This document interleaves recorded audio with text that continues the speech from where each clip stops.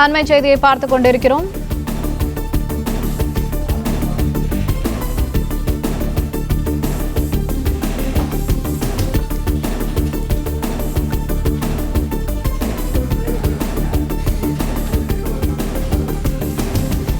சென்னை வந்துள்ள மத்திய அமைச்சர் பியூஷ் கோயல், அதிமுக பொதுச் செயலாளர் இபிஎஸ் சென்னை லீலா பேலஸ் ஹோட்டலில் தொகுதி பங்கீடு பேச்சுவார்த்தை துவங்கியுள்ள நிலையில்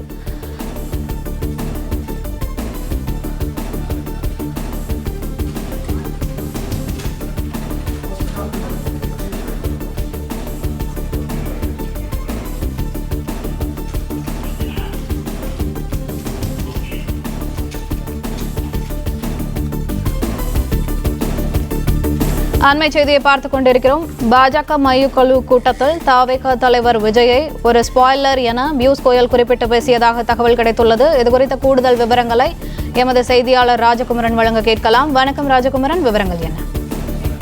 பாஜகவினுடைய முக்கிய நிர்வாகிகளுடன் நடைபெற்ற ஆலோசனை கூட்டத்திலே பியூஷ் கோயல் கிட்டத்தட்ட ஒரு 1.5 மணி நேரம் ஆலோசித்திருக்கின்றார். பாஜகவிற்கான வெற்றி வாய்ப்புகள் தொடர்பாக பல்வேறு ஆலோசனைகளை பெற்றிருக்கக்கூடிய அவர் தமிழக வெற்றி கழகம் தொடர்பான கருத்துக்களையும் கேட்டறிந்திருக்கின்றார். ஏனென்றால் தமிழக அரசியல் களத்திலே வாக்குகள் பெற எந்த அளவு கட்சிகளுக்கு செல்லும் என்பது தொடர்பான விவரங்கள் உளவு தகவலாக பல்வேறு குறிப்புகளாக பாஜகவின் தேசிய தலைமைக்கும் தொடர்ந்து வழங்கப்பட்டு வருகின்றது. அதன் அடிப்படையில் தான் நிதியமைச்சர் நிர்மலா சீதாராமன் தனிப்பட்ட முறையில் ஒரு சில சந்திப்புகளை மேற்கொண்டிருந்தார் தமிழகத்தில் இருக்கக்கூடிய அந்த அதிமுக உள்ளிட்ட கட்சிகளின் நிர்வாகிகளோடு.